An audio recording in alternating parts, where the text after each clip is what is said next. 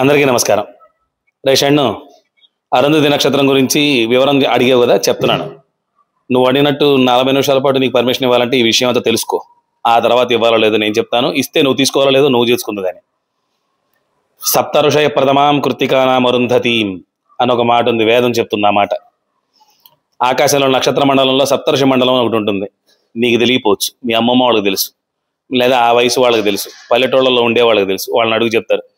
అక్కడ సప్తఋషి మండలంలో ప్రథమంగా బాగా వెలుగుతూ 2 నక్షత్రాలు కనపడుతుంటాయి. ఆ నక్షత్రాల పేర్లే అరుంధతి, వశిష్ఠ. మీరు జోకులు వేసుకున్నట్టు, మీరు అపహాస్యం చేసినట్టు అరుంధతి నక్షత్రం ఒకటి చూడడానికి వెళ్ళి అరుంధతి పశుపతి అని పిచ్చి పిచ్చి మాటలు మాట్లాడకూడదు. అక్కడ ఒక నక్షత్రం చూడడం కోసం మీరు వెళ్ళట్లా. అక్కడ ఒక నక్షత్రమే ఉంటే మీ దంపతులిద్దరికి పెళ్లి చేసి కొంగుమూలతో తీసుకొచ్చి వాళ్ళ ముందు నిలబెట్టాల్సిన పని లేదు కదా. కాబట్టి అక్కడ ఇద్దరు కలిసి వెళ్ళి చూస్తున్నారంటే అక్కడ ఒక నక్షత్రం కాదు, రెండింటిని చూడడానికి వెళ్తున్నారు. ఆ రెండు ఏంటి అంటే అరుంధతి, వశిష్ఠ. ఎందుకు చూస్తారు అంటే వాళ్ళ జీవితంలో ఎన్నో కష్టాలు పడ్డారు, వాళ్ళకి 100 మంది సంతానం. మీరు దాని వివరం అంతా అడగద్దు, నేను చెప్పను. విషయం ఏంటంటే వాళ్ళకి 100 మంది సంతానం. తర్వాత ఒకేసారి విశ్వామిత్రుడి శాపం వల్ల 100 మంది చనిపోయారు, వాళ్ళేం బాధపడలా. చాలా కష్టాలు అనుభవించారు, వాళ్ళేం బాధపడలా. చాలా గొప్ప స్థితుల్ని చూశారు, వాళ్ళేం ఆనందపడలా. అన్నిటికీ న్యూట్రల్గా ఉన్నారు. జీవితాంతం మంచి అన్యోన్య దాంపత్యాన్ని చేశారు, వాళ్ళిద్దరు మంచి దాంపత్యాన్ని చేశారు.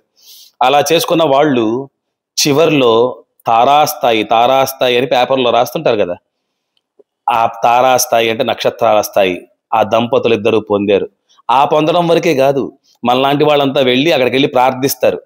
మీలాగా మేము కూడా ఇలా దాంపత్యంలో దిగుతున్న మాకు మంచి సంతానం, సౌభాగ్యం, అన్యోన్య దాంపత్యాన్ని ప్రసాదించి ధర్మంగా బతికేటట్టు చూడండి అని మొక్కడం కోసం వెళ్తున్నాం.